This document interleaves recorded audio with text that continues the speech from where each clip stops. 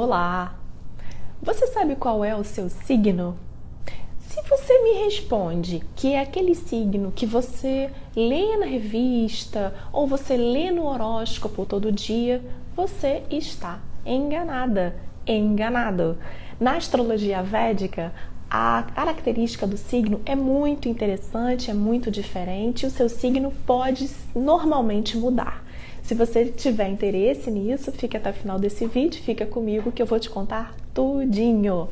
Mas bom, para você que não me conhece, para você que chegou agora, eu sou Renata Neme, astróloga védica, e a minha missão é conduzir homens e mulheres ao caminho do autoconhecimento e do equilíbrio através dos ensinamentos milenares da astrologia védica.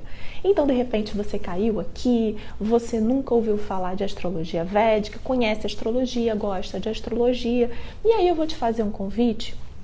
Se você não sabe o que é a astrologia védica, eu te convido a assistir a outros vídeos de todas as minhas redes. Eu coloco ali muita coisa sobre a astrologia védica. Tem um vídeo em que eu explico, inclusive, sobre a diferença entre essas duas astrologias, a astrologia ocidental, aquela que a gente conhece, que é mais popular aqui no Ocidente, e a astrologia védica, que tem origem na Índia e que é muito mais precisa, é encantadora. Não é à toa que eu escolhi esse caminho espiritual e estou trabalhando nisso, inclusive ensinando o meu método através do curso Mapa do Equilíbrio.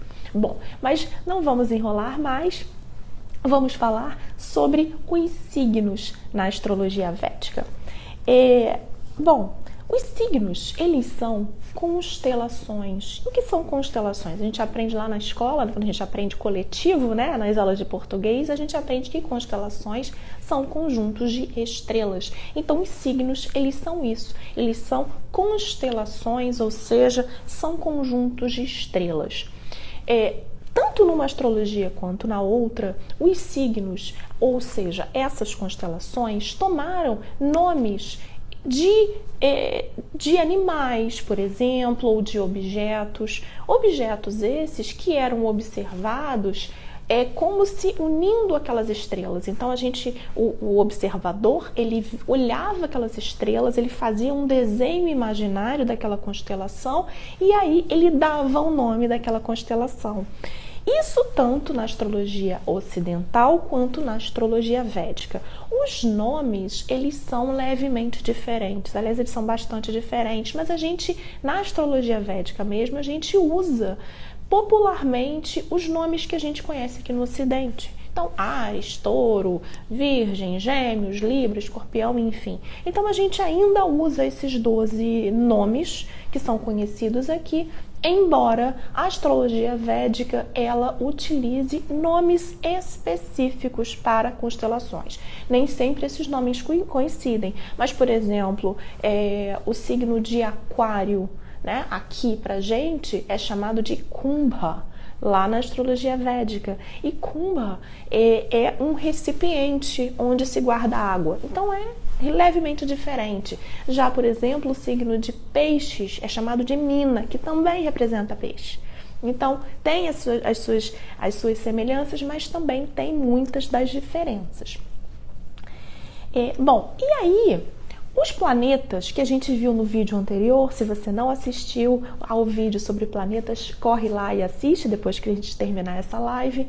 Os planetas, quando a gente estuda os planetas eles representam o quê? Um objeto da nossa vida, um assunto da nossa vida ou mesmo uma pessoa. Então, por exemplo, o Sol representa o pai, ou representa uma autoridade, a Lua representa a mãe, e em termos de pessoa, mas também representa o lado emocional da gente, a nossa mente, nosso afeto e assim sucessivamente. Todos os corpos solares, eles representam tanto um grupo de assuntos quanto também uma pessoa, tá? Enfim, e aí agora, quando a gente vai para signo, a gente estuda o como. Como que é o nosso pai? A gente vê porque o Sol está num determinado signo. Então, o Sol representa o pai. Mas esse pai, em que signo que ele está? Como que ele está na nossa vida? Não quer dizer que seja a pessoa do nosso pai, mas o que ele representa para a gente, dentro de nós, né? E por isso que é tão interessante a gente estudar a astrologia védica como um instrumento de autoconhecimento, porque a gente não está fazendo fofoca sobre o pai da pessoa ou sobre a mãe da pessoa. O que a gente está querendo é entender como aquela figura paterna se mostra para aquela pessoa, qual é a influência daquela pessoa. E aí, com isso, a gente começa a entender os nossos padrões, a nossa criação, nosso background, né? As pessoas que estão na nossa vida e que, de certa forma, nos influenciam também. Mas, volto a dizer, a gente não está pesquisando sobre a outra pessoa, a gente está querendo saber os efeitos daquela outra pessoa na nossa vida, a nossa visão, a nossa interpretação, o que a gente recebe, não o que a pessoa dá, mas o que a gente recebe. Então, por isso é tão importante para o autoconhecimento. É o meu padrão, é a minha visão, tá? E eu sempre falo, volto a repetir, que quando a gente fala em autoconhecimento, a gente quer uma reconexão àquilo que a gente realmente é, a nossa essência. A gente não está querendo conhecer algo que é desconhecido, não. A gente sabe que está lá, só que a gente em algum momento esqueceu ou desconectou, né? Então, a gente se volta para dentro, e a astrologia védica é esse instrumento. Então, estudando os planetas, que eu falei já no vídeo anterior, a gente já sabe os assuntos, a gente já sabe as pessoas. Agora, os signos. Os signos, eles representam o como. Como que aquele assunto se mostra na nossa vida. Como que aquela pessoa se mostra na nossa vida, qual é a nossa leitura, qual é a nossa visão. E os planetas, eles têm comportamentos específicos, características específicas, que têm também uma relação com esses signos, né? Eu dei exemplos também no vídeo anterior. Então, um planeta de fogo, num signo de água, como é que fica isso, né? A água apaga o fogo, então ele fica menos fogoso, ele perde as características dele. O contrário também, né? Um planeta que tem relação com o elemento água, quando ele está num signo de fogo, ele fica borbulhante, ele fica mais turbulento. E aí, eu tô falando desses elementos da natureza, né?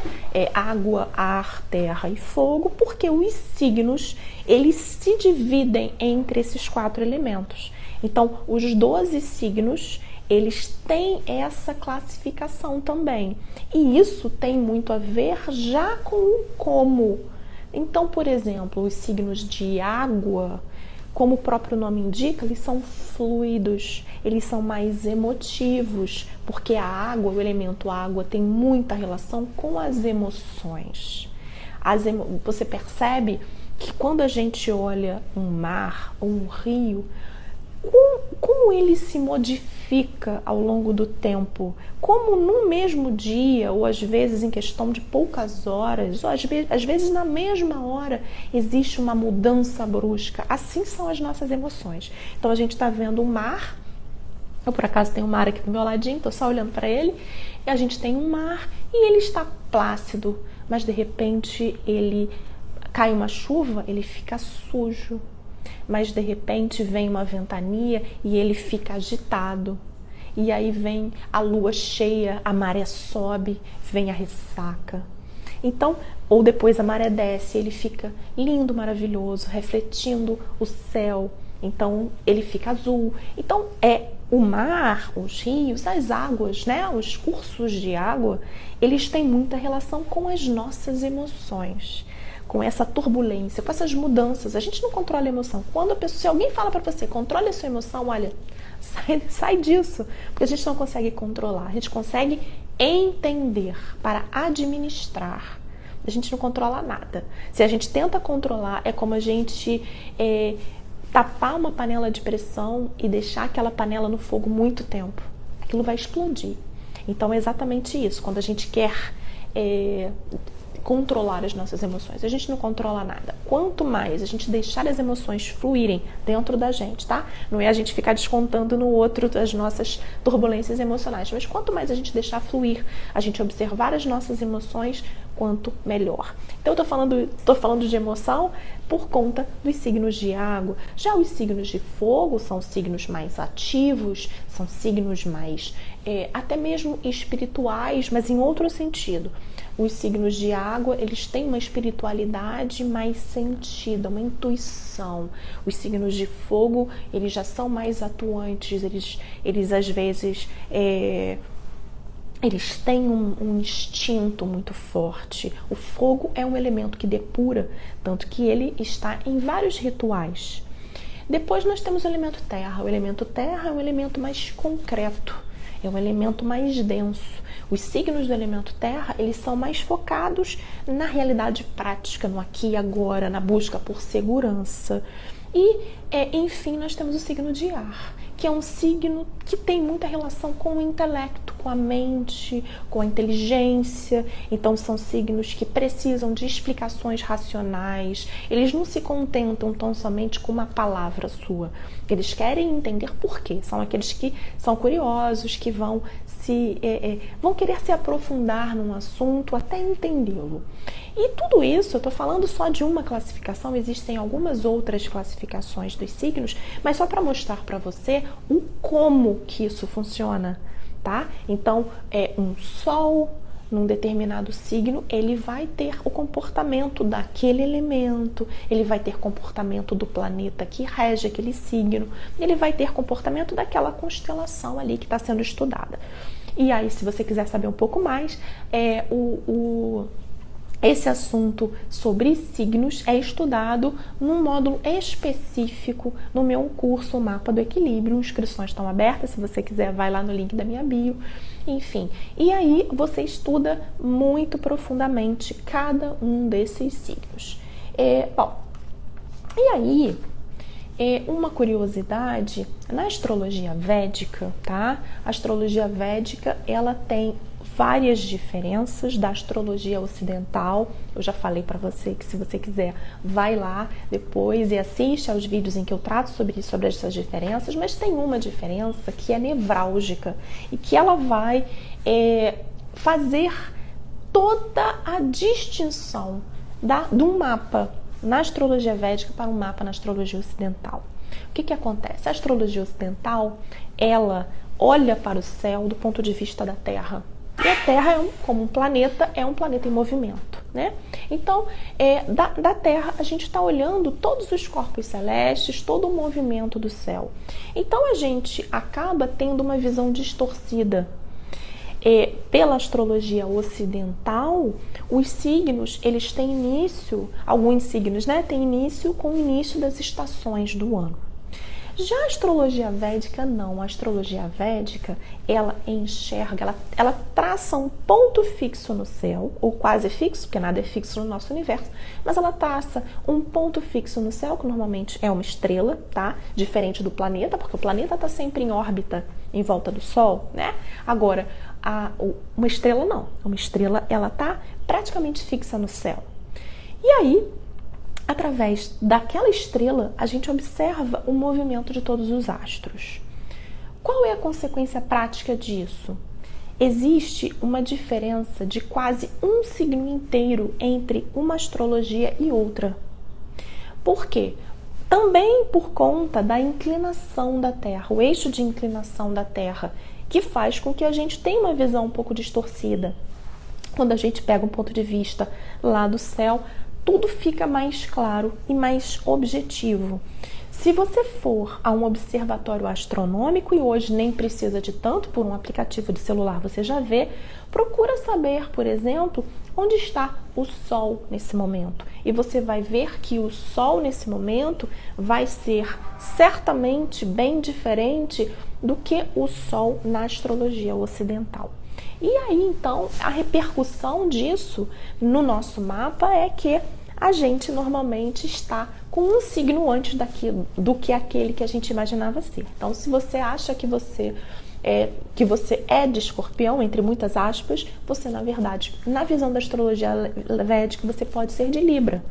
Se você acha que você é de Câncer, você pode ser de Gêmeos. Se você acha que você é de Sagitário, você pode ser de Escorpião. Se você acha que você é de Aquário, você pode ser de Capricórnio. Se você acha que é de Capricórnio, você pode ser de Sagitário. E assim sucessivamente.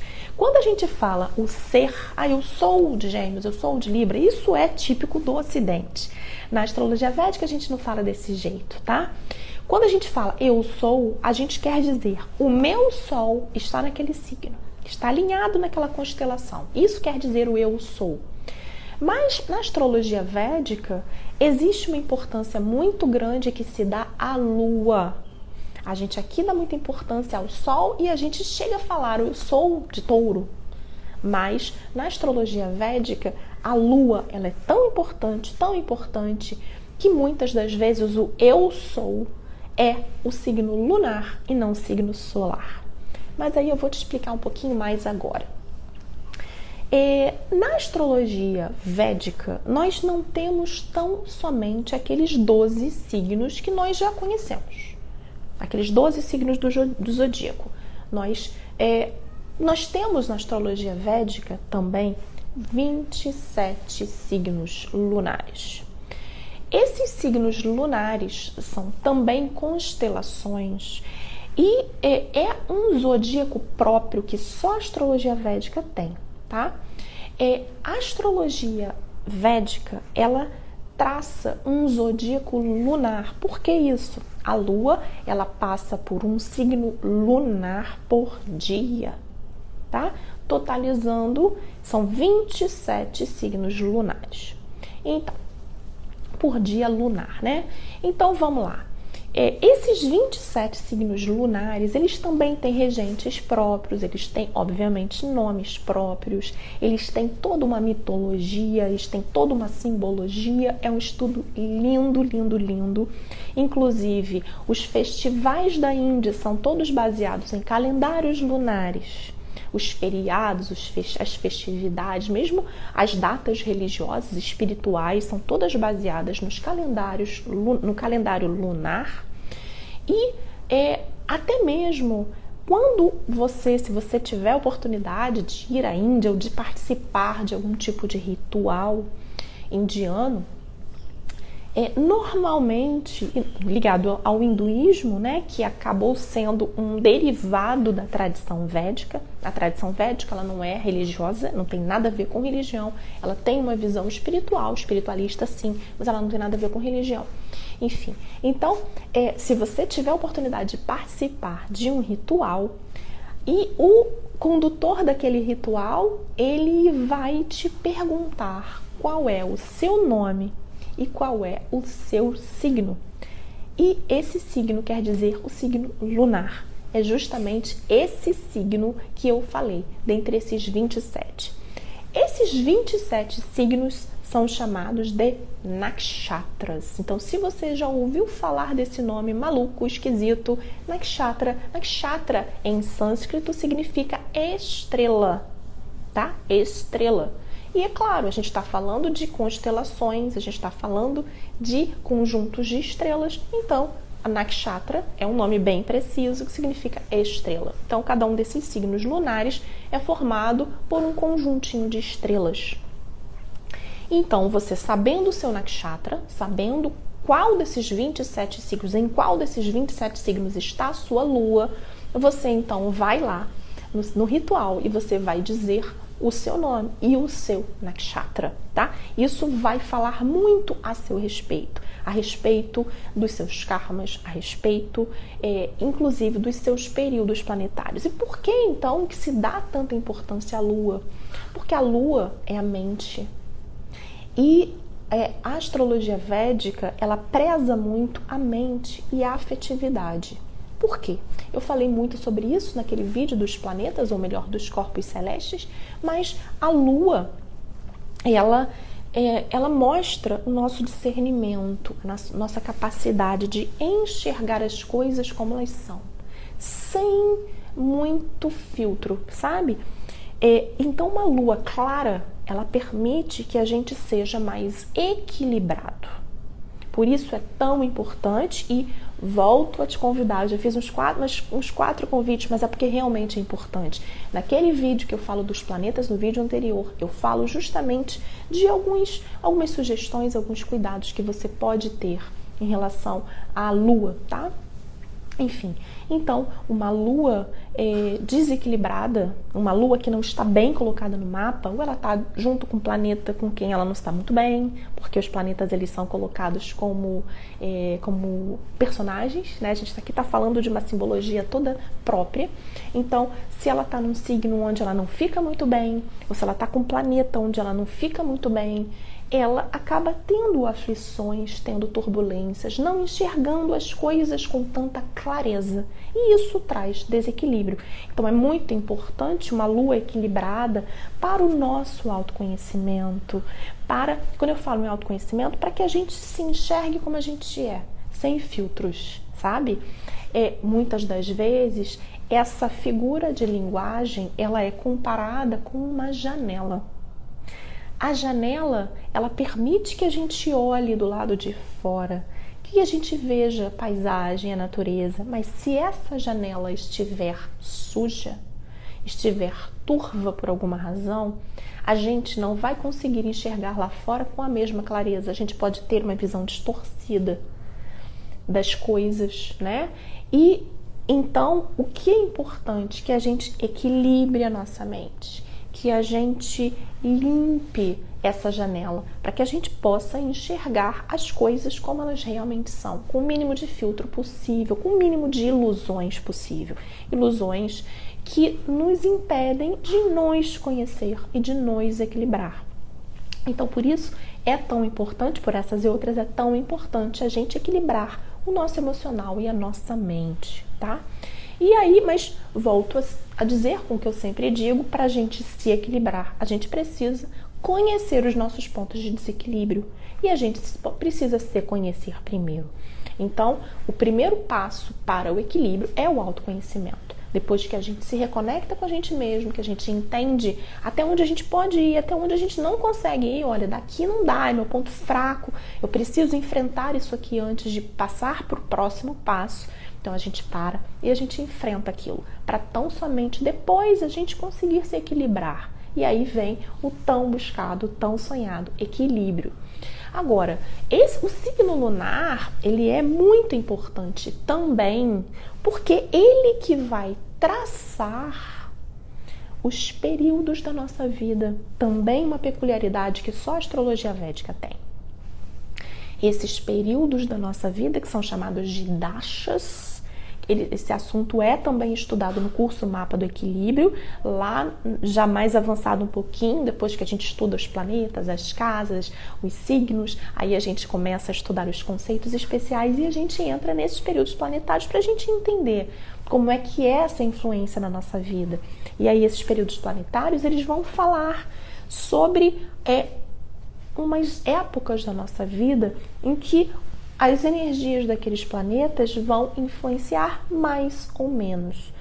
Mas não aquele planeta como ele está hoje, mas principalmente o planeta que estava quando a gente nasceu. Então, como estavam aqueles planetas quando a gente nasceu? Por isso que a gente faz o nosso mapa. Por isso que é tão interessante a gente ler o nosso próprio mapa, interpretar o nosso próprio mapa, porque a gente vai fazendo associações e à medida em que a gente vai se conhecendo, vai limpando essa janela, tudo fica tão mais claro e a gente começa a enxergar determinados fatos e ligar com aquilo que a gente está vendo no mapa. É muito, muito, muito interessante. A gente tem surpresas a cada dia, quanto mais a gente vai se aprofundando, tanto no estudo da astrologia védica, quanto também no estudo de nós mesmos, do nosso próprio mapa e lembrando das coisas que foram acontecendo na nossa vida, dos períodos da nossa vida, a gente entende muito bem. Vou dar um exemplo para você que aconteceu comigo, por exemplo, tá? Eu vivenciei um período de Saturno bem longo, que pegou a minha infância e a minha adolescência. Bom, Saturno é um planeta sério, é um planeta muito responsável, um planeta maduro. Então, é um planeta meio solitário também, meio quieto, sabe? Meio sisudo, bem sério. Saturno está bem forte no meu mapa. E aí, então, durante a minha infância, durante a minha adolescência, eu fui muito séria, muito responsável. Meus pais nunca precisaram dizer o que eu precisava fazer. Inclusive, quando eu tirava notas inferiores a 10, tamanha minha loucura, tá? Eu já me equilibrei nesse sentido, mas eu ainda não era equilibrada naquela época. Se eu tirava 9,5 ou 9, eu ficava bem chateada, porque eu não podia tirar nada menos do que nota 10. E essa seriedade, ela veio tomar conta da minha vida e influenciou muito a minha vida durante longos anos. O período depois de Saturno é o de Mercúrio. Mercúrio é um planeta jovial, é um planeta mais comunicativo, mais agitado. Olha, pasme, eu mudei muito. Assim, foi como se eu tivesse virado a chave. Mudei da água para o vinho. Eu tinha um colega que era muito engraçado, colega da minha profissão já, que ele dizia que eu era toda certinha, que eu andava até com as roupinhas todas, eu jovenzinha, muito jovenzinha, quando eu comecei a minha profissão, e ele dizia que eu era toda séria. E que, de repente, por um passe de mágica, eu comecei a ser mais alegre, mais comunicativa, falar com mais gente e perder mais a timidez, as coisas começaram a acontecer, eu me relacionando muito mais. Você veja, tão somente por conta dessa virada de chave, da virada de um período para o outro. E é assim, a gente começa a investigar a nossa vida, a gente começa a entender como é que se dá essa influência desses planetas e como que aquilo influenciou aquela época, aqueles anos da nossa vida, né? Tem os períodos planetários, tem subperíodos, tem subsubperíodos, e aí a gente vai detalhando. Isso serve inclusive para a gente fazer previsões. Quando eu falo previsões, eu não gosto de nada muito fechado, eu não gosto de nada muito ligado a destino, sabe? Eu acredito que a gente tenha um destino, sim, mas eu acredito que muito daquilo a gente constrói. E muito do que é previsto tem a ver com o nosso comportamento hoje. Então, se a gente muda o nosso comportamento hoje, a gente muda o amanhã. E assim é feito. E a astrologia védica prega isso, inclusive, tá? A mudança de comportamento hoje, ela define o nosso amanhã. E, bom, tudo isso a gente vê, então, através dos signos lunares. Tamanha importância, então, da Lua, que tem um horóscopo próprio. Sem tirar a importância do Sol, tá? O Sol também é muito importante. E a gente costuma fazer aquela trilogia, né? Aquela tríade, ascendente, Sol e Lua. Mas isso é por uma outra conversa. Hoje a gente está falando muito mais de signos. E a gente já falou dos signos solares, ou seja, aqueles 12 signos que nós já conhecemos, e agora os 27 signos lunares, tá? Bom, mas aí, vamos lá, tá tendo um barulhinho aqui de obra aqui do lado que tá me atrapalhando. Mas bom, claro que depois de você saber tudo isso, você já vai começar a pensar, né? Quando te perguntarem qual é o seu signo, porque aí você vai pensar assim, meu Deus do céu, meu signo da astrologia védica é diferente e meu signo lunar também é diferente. E aí você vai querer se interessar por aprofundar. Bom, eu recomendo muitíssimo que você se aprofunde em tudo isso, mas quando alguém te perguntar qual é o seu signo, pode continuar falando sobre o seu signo aqui no Ocidente, que é mais fácil, sabe? Evita discussões, a não ser que uma pessoa que goste muito de astrologia, que seja uma pessoa das suas relações, te pergunte sobre o signo e aí você pode dizer, olha, eu descobri uma coisa fenomenal, eu descobri sobre a astrologia védica, eu descobri que meu signo na astrologia védica é outro, eu descobri que inclusive quando a gente fala de signo na astrologia védica, muitas vezes a gente fala de signo lunar e existem outros 27 signos além dos 12 signos que a gente conhece e assim sucessivamente. Então é interessante porque você me ajuda também a propagar a astrologia védica, que é essa ferramenta tão maravilhosa e essa sabedoria tão maravilhosa que nos ensina tanto a respeito de nós mesmos. Então hoje você já aprendeu bastante sobre signo, espero eu, né? Eu não sei se você sabe qual é o seu signo na astrologia védica, se você sabe, coloca aqui. Tem a Lu que falou que na astrologia ocidental ela tem Sol e Lua em Libra. Bom, você pode se surpreender, porque é possível que você tenha Sol e Lua em Virgem, já pensou? Ou então, também pode ser que um esteja em Libra, outro esteja em Virgem, é possível, dependendo do grau. Se estiver lá no finalzinho do signo de Libra, ainda você continua com o Sol em Libra, com a Lua em Libra. Se tiver menos de 20 graus para trás, aí certamente o seu signo vai mudar e você vai ter surpresas, tá bom? E aí, então, a gente termina esse vídeo.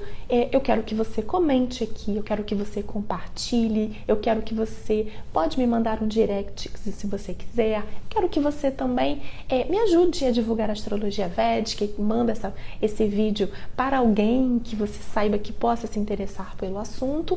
E eu quero te fazer um convite também, um outro convite.